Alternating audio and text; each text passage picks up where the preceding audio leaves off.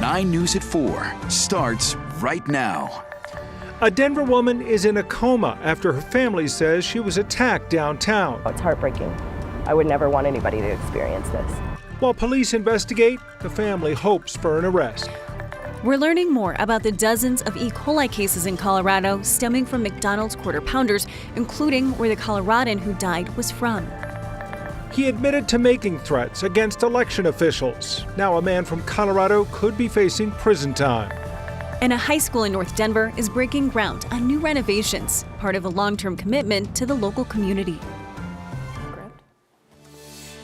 A Denver woman is fighting for her life. Her family says she was attacked in downtown Denver. Thanks for joining us for 4 o'clock at 9 News. I'm Tom Green. And I'm Angela McCall. It happened earlier this month near 22nd and Curtis Street. 9 News reporter Jaleesa Irizarry spoke to the victim's sister, hoping for an arrest in this case. No matter which direction life takes, there are people that will always be part of the journey. For Dana Daniels, that's Cherie Henderson, her big sister. Cherie is very outgoing. She makes friends all over the place. She was very protective of me. Now Dana wishes she could have protected Cherie. Earlier this month, Denver police responded to 22nd and Curtis for a report of an assault. Dana says they found her sister Cherie badly hurt. So she was found unconscious. It sounds like someone just kind of passing by saw her on the street and flagged down a couple of cops, and they immediately brought her to Denver Health. The contents of her purse when they found her were wiped out, so we believe that it was an assault and a robbery. It was just devastating, you know. You never expect something like this to ever happen. Dana's unimaginable has become her reality. She says Cherie suffered a traumatic brain injury and has not woken up since the attack happened 10 days ago. Hardest part is kind of the unknown, the uncertainty, not knowing what her life is going to be like after this. No, it's heartbreaking. I would never want anybody to experience this. Police say they are investigating the incident, but no arrests have been made. Dana hopes that changes. Absolutely. Until then, she'll watch over her sister the only way she knows how. The way she's helped protect me, it feels natural to do the same for her. The family says doctors have seen some encouraging signs, so they are hopeful she will pull through. Police say if you have any information in this case to contact Metro Denver Crime Stoppers. Reporting in the studio, Jaleesa Irizarry, 9 News. All right, thanks so much, Jaleesa. We turn now to Mesa County, where health officials now are confirming that the one death stemming from E. coli on McDonald's Quarter Pounders happened there on the western slope. They also said that at least 10 of the 26 E. coli cases in Colorado came from Mesa County.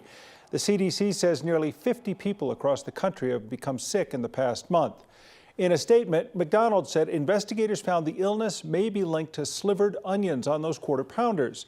Those were sourced by a single supplier, but that supplier serves 3 distribution centers. McDonald's has removed the onions and Quarter Pounders from impacted areas while the health investigation continues. McDonald's is likely to face some legal troubles over this outbreak, and today 9 News spoke with a food safety attorney. Says he's already preparing to file lawsuits against McDonald's from people who've been hospitalized after eating the Quarter Pounder. Right now, the CDC says there are about 50 people who've reported getting sick. Those numbers, though, could increase because food safety attorney Bill Marler says when outbreaks like this happened, people tend to connect their recent stomach aches to food they've eaten. This really kind of came out of, the blue. And that concerns me because generally when outbreaks like that happen, it means that you're really seeing the beginning of this problem. While McDonald's says they are still looking into the exact cause, Marler says the fast food giant will still be on the hook, regardless of which ingredient ends up being behind the outbreak. He says it is still that business's responsibility to know what it is serving. Heading over to weather, this is a live look outside. It's nice and sunny, and for people who like summer or warm weather, well, the days are counting down until we sort of get that cooler weather in winter. You can really feel it in the mornings, Kathy. You can, Angeline. It's been in the 40s in the morning. And if you are a fan of winter weather, cold air, the first freeze, the first snowfall, it finally may be happening. It's part of our extended forecast. But not today. An extension of summer with sunshine and mid-70s across the metro area.